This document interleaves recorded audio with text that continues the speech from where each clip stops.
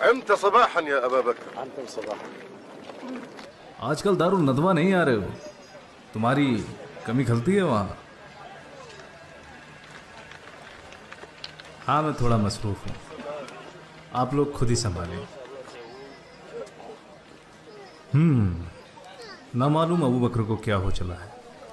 अब ये हमारी मजलिसों में भी नहीं आते और ना ही ज़्यादा लोगों से बात करते हैं। ज़रूर कोई गंभीर मसला है जो हमसे छुपा रहे हैं, वरना ये तो हमेशा आगे रहने वालों में से है। कैसे हो मेरे भांजे उमर? मैं खैरियत से हूँ जब तक मेरे सारे मामा खैरियत से हैं। तो फिर हमारे साथ चलो, या तुम भी कहीं मसरूफ़ हो? मैं भी, मुझे मेरे लोगों से कोई दूर नहीं रख सकता। चलो चलो।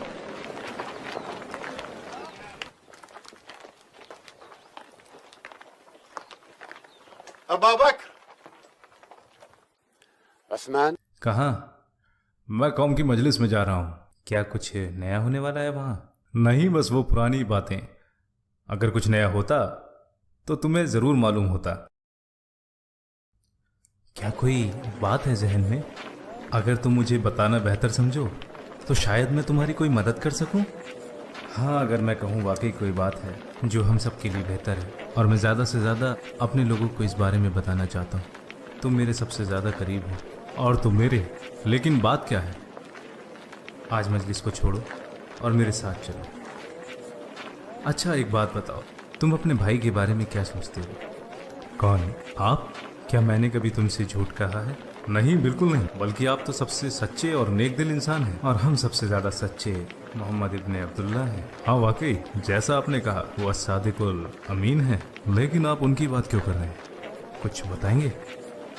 हाँ बताऊंगा, लेकिन पहले एक वादा करो, तुम इसका जिक्र किसी और से नहीं करो। तुमने वाकई मुझे परेशानी में डाल दिया, मैं वादा करता हूँ। लेकिन मुझे अब लगने लगा है ज़रूर कोई गंभीर मसला है।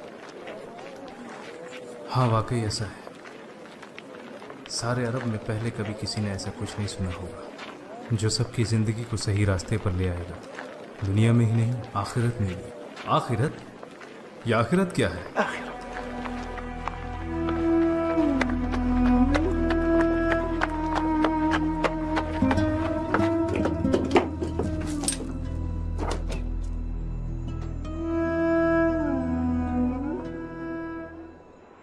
आओ, आपके चचा के बेटे मोहम्मद कैसे हैं? अपने रब के फजल से वो बिल्कुल ठीक है। कौन रब? मैंने आपको आज उनके साथ पहाड़ी रास्ते पर देखा था। आप वहाँ क्या कर रहे थे? मेरी तो कुछ समझ नहीं आया। आप दोनों ने सजदे किए और फिर खड़े हो गए, और ये सजदे वैसे बिल्कुल नहीं थे जैसे हम अपने बुतों को करते हैं। जो आपने हमें करते देखा उसे नमाज कहते हैं वालिद साहब, जिसको अल्लाह ने अपने नबी के जरिए हम पर फर्ज किया है। हाँ, आपके भतीजे मोहम्मद, बेशक अल्लाह की कसम वो नबी है और उन पर वही की जाती है जो कि अल्लाह का कलाम है, यानी कुरान, और मैं उनके दीन पे चलता हूँ, यानी इस्लाम। नबी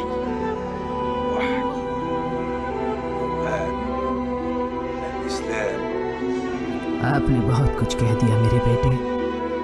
आओ बैठो और मुझे अपने इस दीन के मुतालिक और बताओ इस दीन से मुराद क्या है? कहाँ जा रहे हो अम्मार? मुझे कुछ काम है अब्बा जी। तुम हमेशा कुछ ना कुछ काम का बहाना बनाकर चले जाते हो और जब भी मैं पूछता हूँ मुझे कुछ भी नहीं बताते। मैं यहाँ अकेला रह जाता हूँ। ऐसा क्या काम करते हो जिसका मुझे इल्म नहीं? अब तुम कहाँ जा रही हो? मैं तो अबू अल हाकम इब्न हिशाम के घर जा रही हूँ।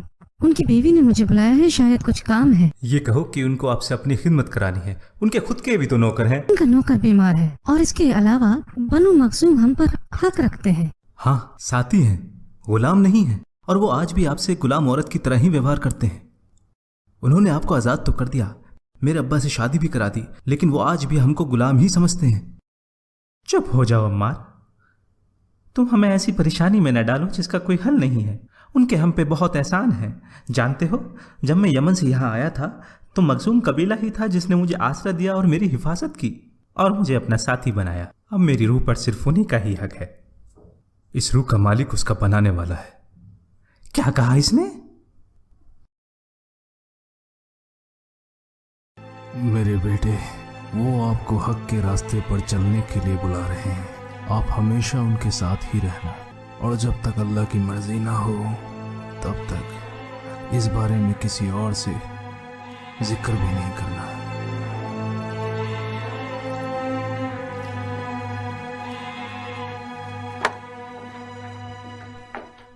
आओ आओ उमर, मेरे भांजे, कैसे हो?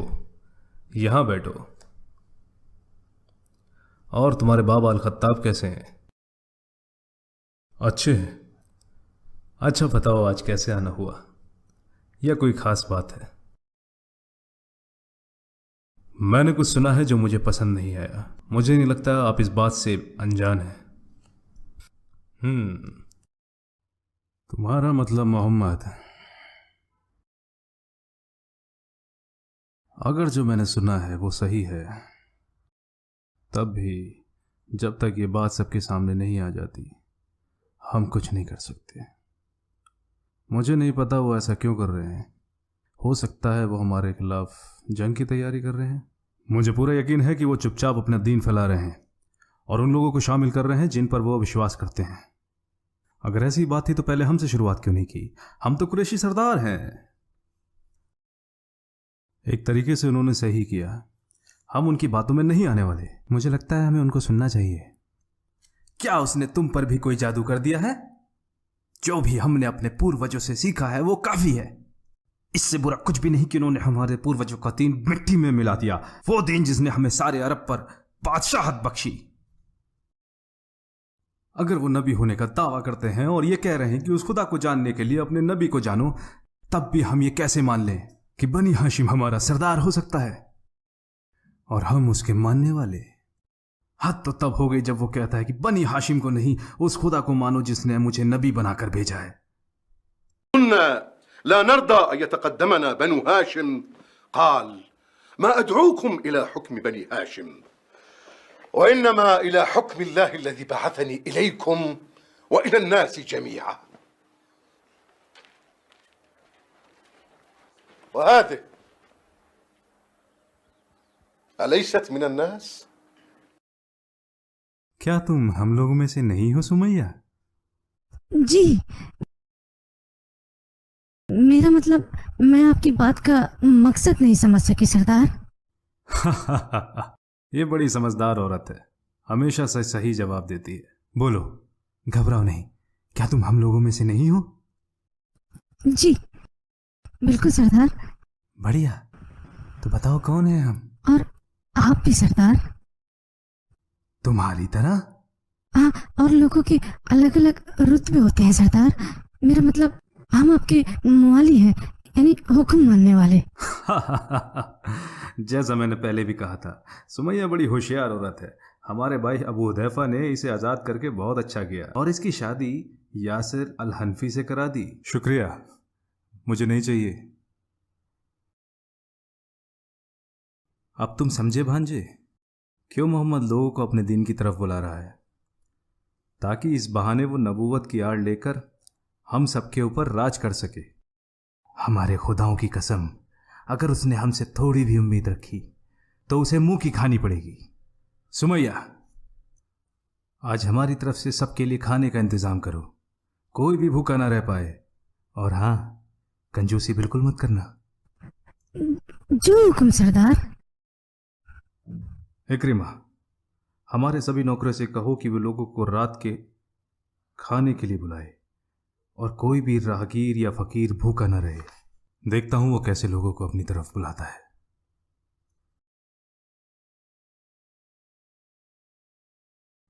नबी के मिशन के 3 साल बाद। कैसी हो तुम? तुम औरतों में क्या कर रहे हो? अब तुम जवान हो गए हो।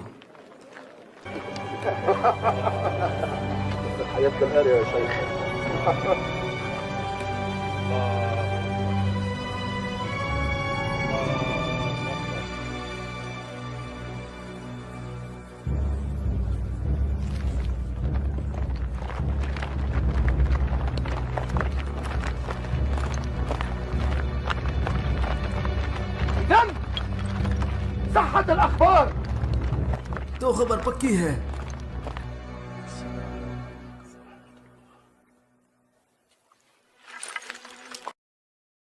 तो तुम लोग ऐसे इबादत करते हो।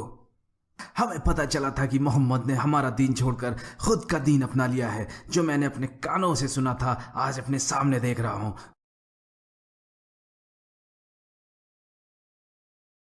मुझे तो यकीन ही नहीं हो रहा। तुम्हारी तो गिनती भी बढ़ती जा रही है और मैं आज तक गफलत में था कि ये पूरा मजाक है। देखो अबू सुफियान, मेरी बात सुनो। हमारा इरादा तुम्हें दुखी करने का नहीं था। हम तो बस यहाँ खुदा की इबादत कर रहे थे और तुमने हमें ढूंढ लिया। हम तो बस वही कर रहे हैं जो हमारे रसूल अल्लाह ने हमसे कहा है। रसूल अल्लाह, ये बस एक खुदा की मर्जी थी जो तुमने हमें यहाँ देखा। और अब मेरी मानो तो हमें अपना काम करने दो और तुम अपना काम करो। हम तुमसे नहीं पूछेंगे कि तुम क्या कर रहे हो और तुम हमसे ना पूछो कि हम क्या करते हैं। वाह वाह, इससे बुरा और क्या हो सकता है। अब्दुल्ला इब्ने मसूद, वल्द इब्ने उम्मे अब्द, तू तो भेड़े चढ़ाता है। उकबा इब्ने अबी मुवैद की तो कुरैश के सरदार से जबान दराजी करेगा। अपनी औकात भूल गया। तुम हमसे मत पूछो हम क्या करते हैं और हम तुमसे नहीं पूछेंगे कि तुम हम क्या करते हो। तेरी ये मजाक। और तुम साथ, तुम भी इन लीच लोगों का साथ दे रहे हो। तुम भी तो हम कुरैश के ज़ोहरा कबीले में से हो। तुम्हारा क्यों दिमाग खराब हो गया है? ये सब मुझसे बेहतर है। हमें तो ऐसा लगता है कि तुम इनसे ज्यादा गए गुजरे हो। जब तक हम तुम्हें तुम्हारी गलतियों का सबक न सिखाते तब तक तुम्हें छोड़ेंगे नहीं। मारो इन्हें, मारो इन्हें।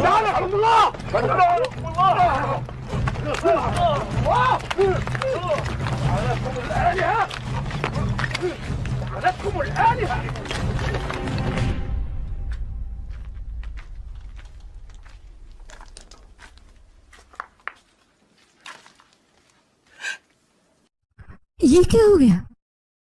मुझे कुछ नहीं हुआ अम्मी। तुम्हें बताना पड़ेगा।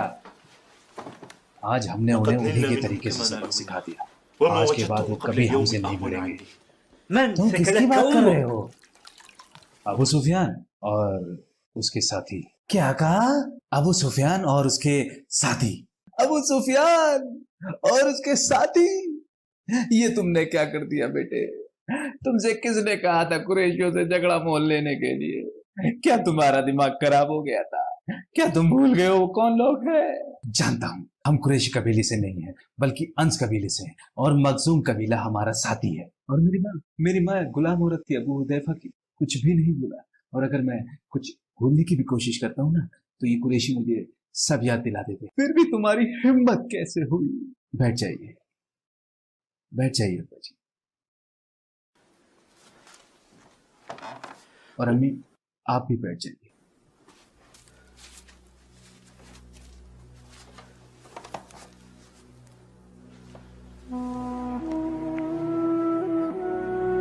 أعوذ بالله من الشيطان الرجيم بسم الله الرحمن الرحيم والضحى والليل إذا سجى ما ودعك ربك وما قلى وللآخرة خير لك من الأولى ولسوف يعطيك ربك فترضى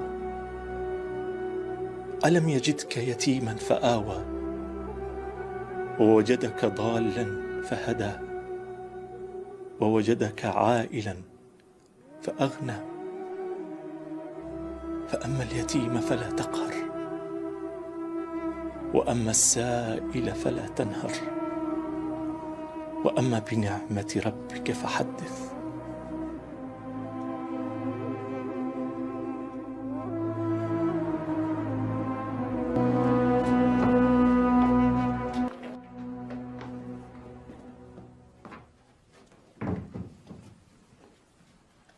ये मैं क्या सुन रहा हूँ अबू सुफियान? क्या ये सच है कि?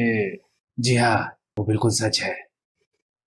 तो जब तुमने उन्हें पहाड़ी पर देखा तो करने देते जो वो कर रहे थे। तो आप क्या सब कुछ जानते हुए भी शुतुरमुर्ग की तरह मुंह छुपाकर बैठे रहेंगे अब्बा जी? आग को हवा मत दो हिंद। ठीक है, तो आप जानते हैं ये एक आग है जो एक चिंगारे से भड़की है और अगर इसे हमने अभी ही नहीं बुझाया तो ये हमारे घरों को भी जला डालेगी। वो हमारे रिश्तेदार हैं हिंद, क्या हम अपने ही पैरों पर कुल्हाड़ी मारेंगे? अगर उंगली में कोई जख्म हो जाए और उसे खुला छोड़ दिया जाए, समझदारी इसी में है कि उस उंगली को काट दिया जाए ताकि अपने आप को बचाया जा सके। अगर कोई निजी तौर पर अपना कुछ फैसला लेता है तो उससे हमें क्या लेना देना? मोहम्मद, अगर ये उनकी खुद की मर्जी थी तो वो किसी पहाड़ पे जाते और वहां अकेले बैठ के इबादत करते, हमें कोई दिक्कत नहीं थी। लेकिन वो तो अपने दीन को आम करने में लगे हुए हैं। अब लोग भी उनसे जुड़ने लगे हैं। कुछ को तो हम जानते हैं और कुछ को हम नहीं जानते। जितनों को मैं जानता हूँ उसमें है अबू बकर, उस्मान इब्न अफ़्फ़ान, उस्मान इब्न मज़ऊन, सअद इब्न अबी वक्कास, अब्दुर्रहमान इब्न औफ, और बहुत सारे नीचे दर्जे के लोग। जो भी उनके साथ जुड़ रहा है वो हमारे साथ गद्दारी कर रहा है, और लोग जितना उनसे जुड़ेंगे वो हमारे खिलाफ होते जाएंगे। जितना लोग उनसे जुड़ेंगे उनकी ताकत उतनी ही बढ़ती जाएगी। लोग हमें मानते हैं क्योंकि हम अब्द शम्स कबीले वाले उन हाशिम कबीले वालों से दौलत में कहीं ज़्यादा आगे हैं। मगर अब अबू तालिब का गोद लिया हुआ बेटा अगर ये नबूवत का ऐलान करेगा तो हम लोग उनसे काफ़ी पीछे रह जाएंगे, तो उनकी ताकत कई गुना बढ़ जाएगी। लेकिन वो तो कभी अपने आप को अब्द शम्स कबीले से झगड़ा बंद करो। हम मोहम्मद के बारे में झगड़ा कर रहे हैं, जबकि अभी तक उन्होंने हमारे साथ अपने उस दीन के बारे में बात भी नहीं की। अभी हम में से चंद ही लोग उनकी पैरवी करते हैं। मेरी नजर में अभी हमें उनसे बात करने में पहल नहीं करनी चाहिए। हालांकि उनका ताल्लुक बनु हाशिम कबीले से है, लेकिन हम दोनों कबीले ही अब्दुल मनाफ की औलादे हैं। तो आपका कहना है कि आप मोहम्मद को ऐसे ही जाने देंगे जब तक कि वो हमारे लिए एक बड़ा खतरा ना बन जाए? हाँ, जब तक तो नहीं, जब तक वो हमारे लिए खतरा ना बन जाए। और अगर ऐसा होता है तो ऐसी सूरत में सारे कुरैशी कबीले मिलकर उनके ऊपर टूट पड़ेंगे। ऐसी सूरत में हम बनु हाशिम कबीले वालों से पूछेंगे या तो वो मोहम्मद को हमारे हवाले कर दें, फिर हम जो चाहें उनका वो करें, या फिर वो उनकी हिफाजत के लिए सामने आए। और अगर वो दूसरा रास्ता अख्तियार करते हैं तो सारे कुरैशी कबीले उन्हें छोड़कर हमारे साथ हो लेंगे और अब्दुल शम्स कबीले को सरदारी मिल जाएगी। सब्र से काम लो। नबूवत का ये ऐलान हमारे लिए या तो बहुत घाटे का सौदा होगा या बहुत फायदे का। देखना यह है कि हम कैसे तदबीर करते हैं। मेरा कहना तो यह है कि मेरी बात को ध्यान से सुनो और उस पर अमल करो।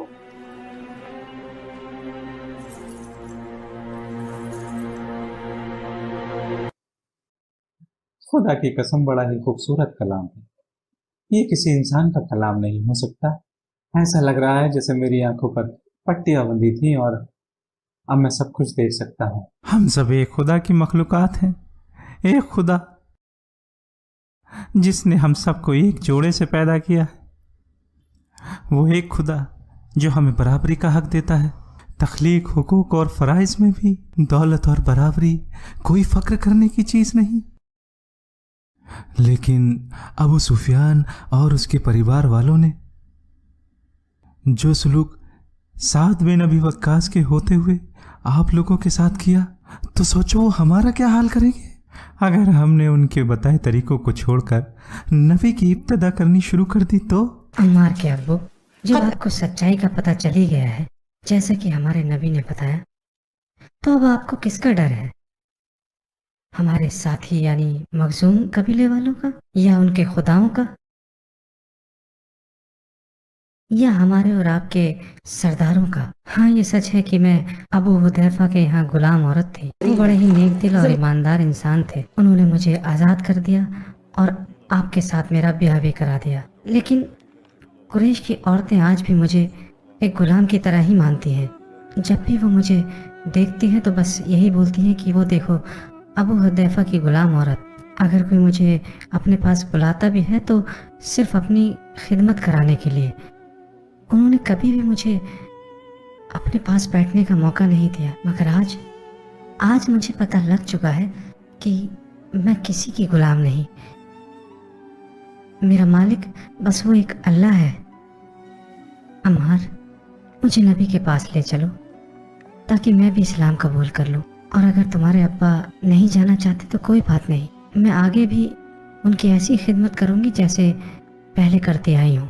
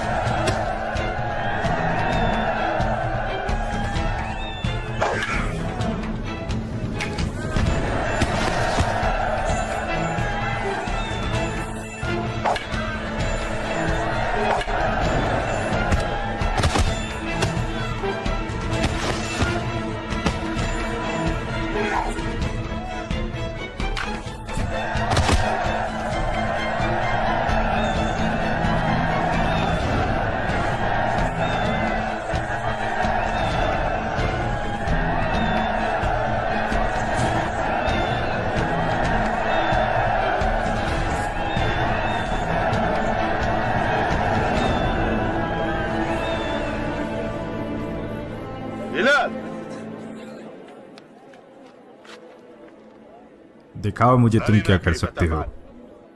लेकिन मैं तो लड़ना ही नहीं चाहता। तेरे चाहने या न चाहने से क्या होता है, तू वो करेगा जो मैं चाहता हूँ। जा लड़के दिखा।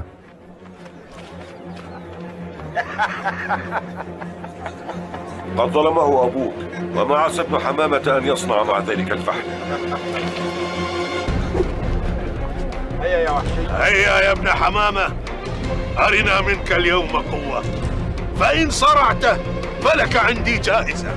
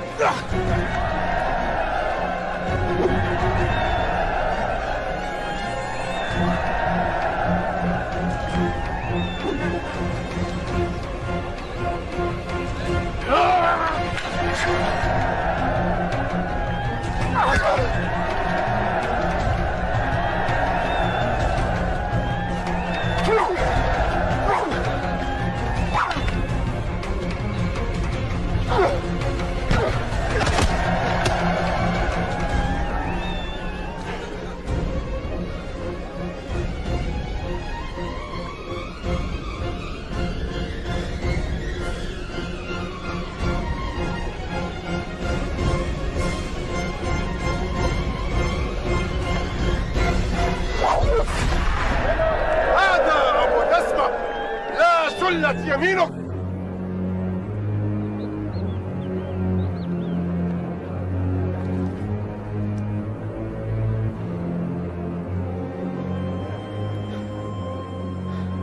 رق الحبشي لابن جلدته.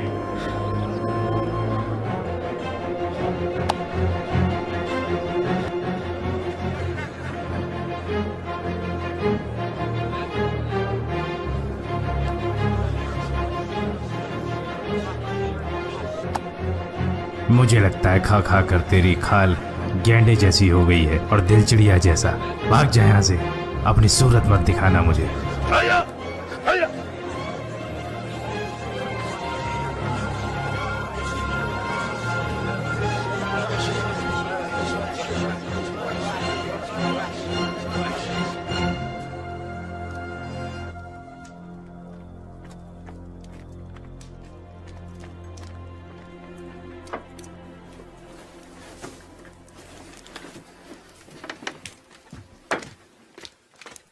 आंटी, तुम आज बहुत अच्छे लड़े। नहीं, मुझे आते हुए किसी ने नहीं देखा।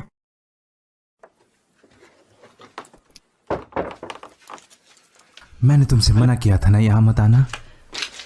तुम्हें किसका डर है, अपने मालिक का या लोगों का? मुझे अपने लिए डर नहीं लगता, बल्कि तुम्हारे लिए लगता है। आज तुम्हारे मालिक तुमसे बहुत खुश होंगे क्योंकि तुमने सभी लोगों को हरा दिया। किसी को कोई फर्क नहीं पड़ता कि अगर एक गुलाम औरत एक गुलाम मर्द से मिले तो। हाँ, बिल्कुल वैसे ही जैसे एक जानवर दूसरे जानवर से मिलता है। आज तुम अपने मालिक के पास जाओ और उनसे हमारे लिए बात करो। अरबी लोग तो हमेशा से ही आपस में गुलाम मर्द और औरतों की अभी सही वक्त नहीं आया है। तो कब सही वक्त आएगा? मुझे नहीं पता, मुझे बिल्कुल नहीं पता, और तुम मुझसे बहस भी मत करो। मुझे लगा कम से कम आज तो तुम मेरे से खुश होकर बात कर लोगे। रैहाना, तुम तो मेरे जज्बातों को समझती हो। अल्लाह की कसम, मैं कल की जगह आज तुम्हें अपनी बीवी बनाना पसंद करूंगा। वो इसलिए कि मैं नहीं चाहता कि मेरा बच्चा किसी और की गुलामी करे। मैं पहले अपनी आजादी चाहता हूं। क्या एक जानवर किसी के प्यार में पड़ के बच्चे पैदा कर सकता है? नहीं ना, बल्कि उसे तो और जानवरों के पास लाया जाता है ताकि ज्यादा से ज्यादा जानवर पैदा हो सके। तो मैं गुलामों की संख्या बढ़ा दूं? क्या तुम्हें आज भी लगता है कि जुबैर इब्न मुतैम तुम्हें आजाद कर देगा? शायद। तुम कौन सी दुनिया में जी रहे हो वाशी, मुझे पता नहीं। तुम ऐसी चीज की उम्मीद कर रहे हो जो शायद कभी नहीं होने वाली। जैसा अरब कहते हैं, इंसान मायूस होकर भी जी लेता है। मेरे लिए एक और रास्ता बचा है, और वो है मौत का रास्ता।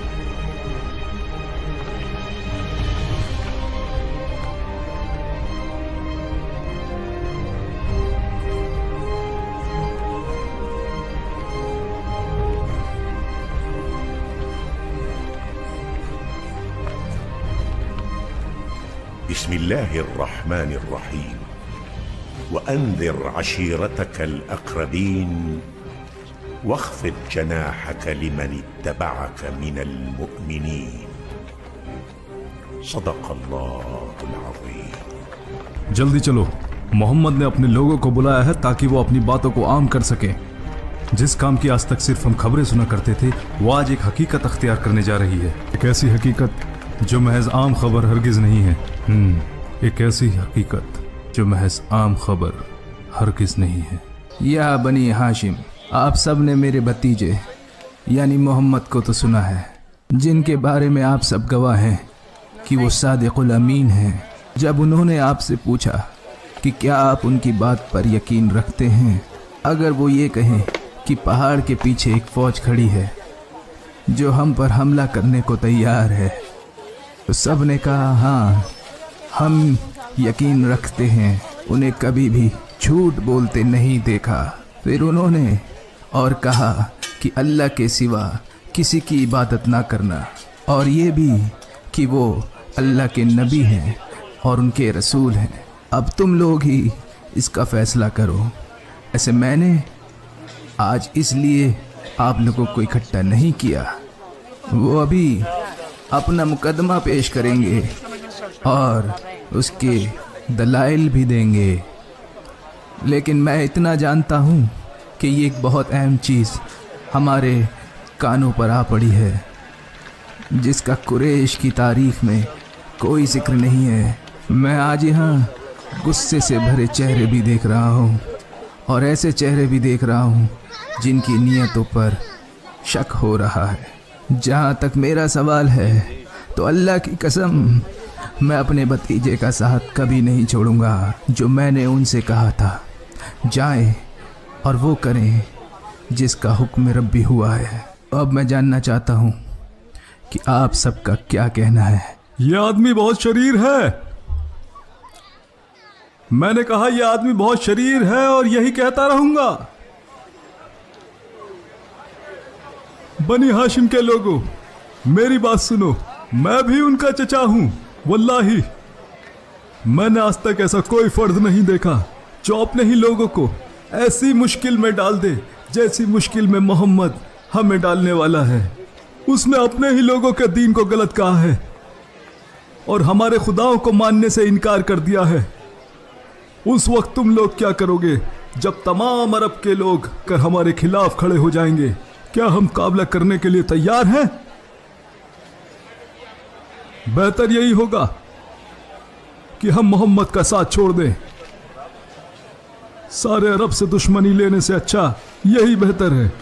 وتمدهم العرب لا والله नहीं, अल्लाह की कसम, हम तब तक उनकी हिफाजत करते रहेंगे जब तक हम जिंदा हैं। ये लोगों, आपने मुझे भी सुना और इसको भी, अब आप ही फैसला करें। आप हमारे सरदार और सबसे बड़े हैं अबू तालिब, हम सब आपकी राय से इत्तेफाक करते हैं। हाँ, हम सब आपके साथ हैं, अल्लाह की कसम, हम उनकी हिफाजत में आपके साथ हैं। तो ठीक है, अब आप लोग जा सकते हैं।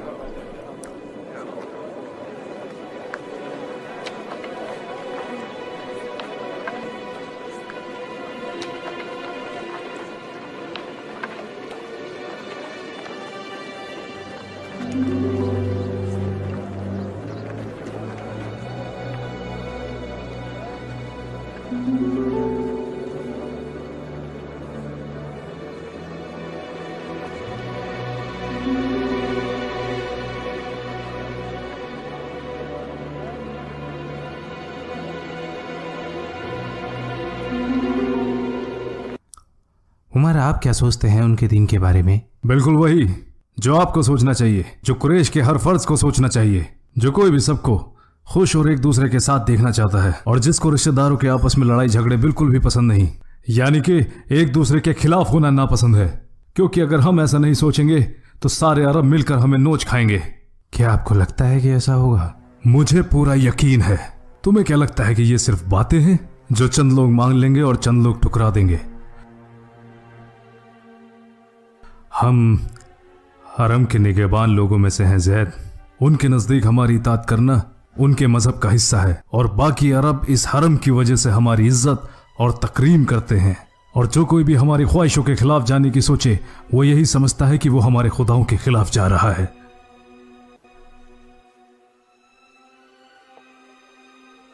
और तिजारत का क्या उमर? हरम और तिजारत, उन्हीं की वजह से कुरैश को मुकाम हासिल है।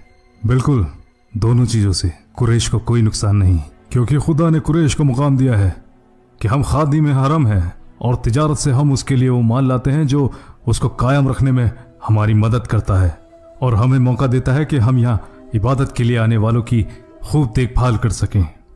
और फिर कुरैश इस पैसे का इस्तेमाल करते हैं ताकि हरम की देखभाल हो सके, और इसीलिए खुदा ने हमें अपने मजहब और दौलत का अमीन बनाया है। इन्हीं दोनों की वजह से आज हम तमाम अरब पर बादशाहत कर रहे हैं। अब तुम ही बताओ, अरबों को कैसा लगेगा जब उन्हें पता चलेगा कि कुरैशियों के अब आपस में ही झगड़े होने शुरू हो गए हैं? तो फिर कुछ लोग उठेंगे और कहेंगे कि कुरैश के मजहब की तो कोई हैसियत ही नहीं है, मतलब कुरैश कोई मुकद्दस कबीला ही नहीं है। ऐसी सूरत में लोग हमारे मजहब पर चलना छोड़ देंगे, और लोग तो हमारे रस्म और रिवाज को भी मानने से इनकार कर देंगे। कुरैशियों की ऐसी हालत देखकर हमारे मजहब पर चलने वाले या तो फिर अपने घरों में ही इबादत करेंगे, या फिर हरम पर कब्जे की नियत से हमारे साथ जंग करेंगे और हमसे छीन लेंगे। ये है मेरी सोच, और मैं इस बात को यकीनी तौर पर कहता हूं ताकि लोग इस बात को माने, चाहे वो छोटा हो या बड़ा।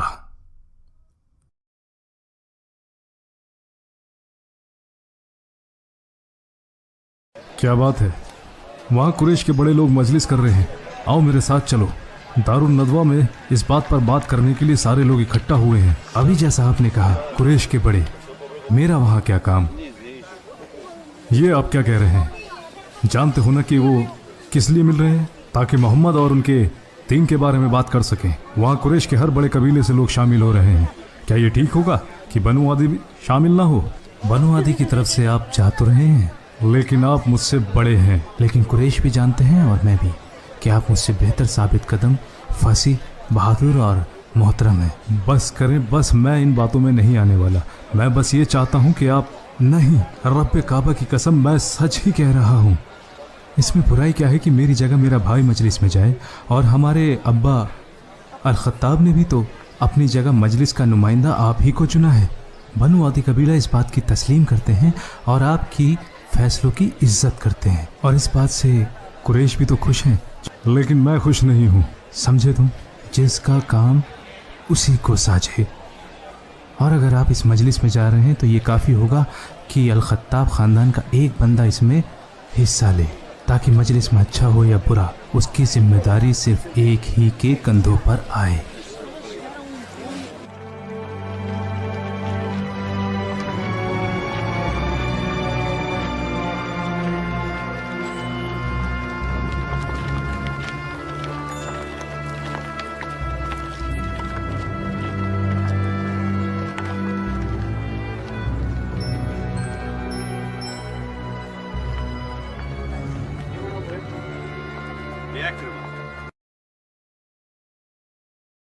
तुम लोग यहाँ खेल रहे हो जबकि अंदर सभी बड़े अहम मौजू पर बात कर रहे हैं, मोहम्मद के बारे में। क्या तुम कुछ नहीं कहोगे कि वो अपनी अकल से मसले हल कर दें, वरना हम अपनी तलवार से तो कर ही देंगे। उमर भी अब बड़ों की मजलिस में बैठने लगे हैं, हालांकि मुझसे छोटे हैं। उनके वालिद अल खत्ताब ने उनके लिए जगह खाली की और बनु आदिम ने इसको मान लिया। गुस्से के थोड़े तेज हैं, लेकिन इस इज्जत के हकदार हैं। वैसे मैं और उमर रिश्तेदार भी हैं, इसलिए जरा देख के बात करना। खालिद ने ठीक ही कहा।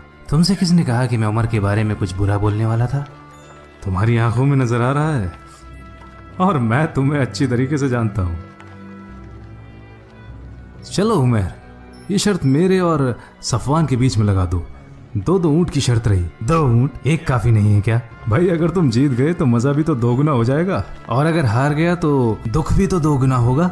अच्छा, तो अब सहरा के सबसे अमीर शख्स सफवान को गरीबी की फिक्र होने लगी, जबकि जनाब एक ऊंट ज़िबा करवाते हैं। वो ऊंट तो सही काम में इस्तेमाल होता है। क्या कहा? तुम लोगों को खिलाते हो ताकि लोग तुम्हें लक़ब दें, सफवान इब्ने उमैया बड़ा मालदार है। भाई जो भी ऐसा कहता है ठीक ही तो कहता है। जानते भी हो लोग अम्र इब्ने आस के बारे में क्या कहते हैं? जब लोग किसी उलझन में पड़े हों और कोई रास्ता समझ ना आए तो सभी अम्र के पास आ जाते हैं। पता नहीं लोग तुम्हारी चालाकी की तारीफ करते हैं या तुम्हारी फरेबी को कोसते हैं। भाई मेरी तो समझ में नहीं आता। नहीं, अगर फैसला उनके हक में जाता है तो लोग चालाकी की तारीफ करते हैं, और अगर उनके खिलाफ होता है तो मक्कारी को कोसते हैं।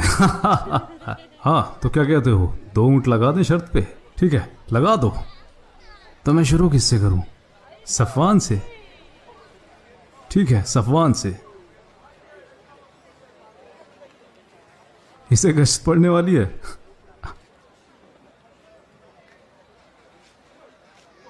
अफसोस मेरे भाई, अब तुम भी मेरे साथ ऐसा सलूक करोगे।